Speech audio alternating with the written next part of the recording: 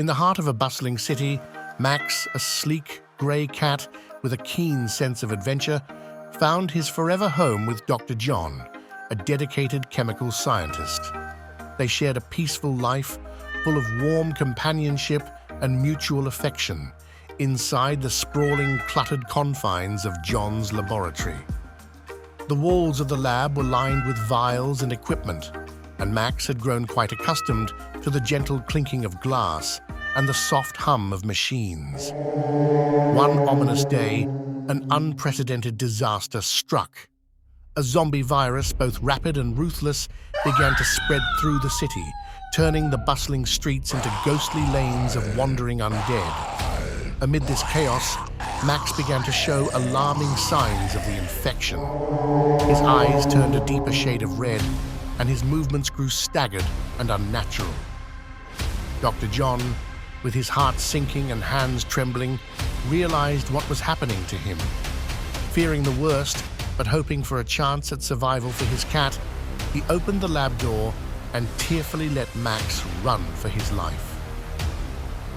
"Be safe, my brave little friend," he whispered as Max disappeared into the shadowy streets.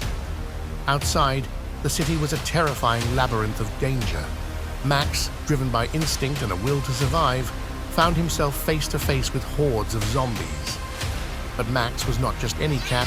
He was quick, agile, and surprisingly cunning.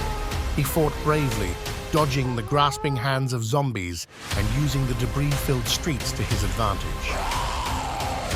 In the midst of this harrowing survival, Max encountered a zombie that stopped him in his tracks. It was Dr. John, now fully transformed into one of the undead. The sight shattered Max's heart. The once kind and gentle eyes of his friend were now dull and lifeless. Overwhelmed with grief, but not ready to give up, Max turned and ran back to the lab, the image of John's transformed face haunting him. Back in the lab, memories flooded Max's mind, memories of John's teachings about chemical reactions and cures.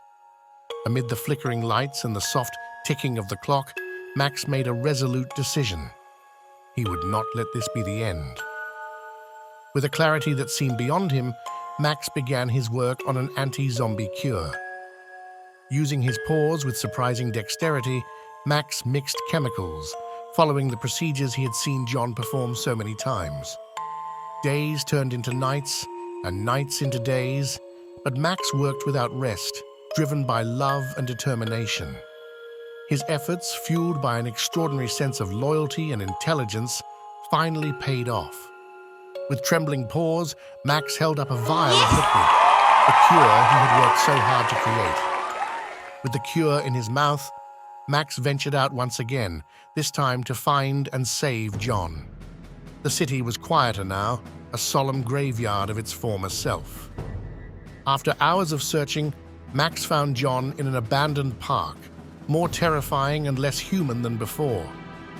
Carefully, with every ounce of courage and hope he could muster, Max approached John and administered the cure. It was a tense moment, watching the virus fight against the chemicals. But then, slowly, the monstrous features began to fade from John's face, revealing the human eyes that Max remembered so well. As John's consciousness returned, his first sight was Max, the brave little cat who had saved him. "Max, you incredible creature," John murmured as he embraced his friend. Tears and purrs mixed in a moment of pure relief and joy.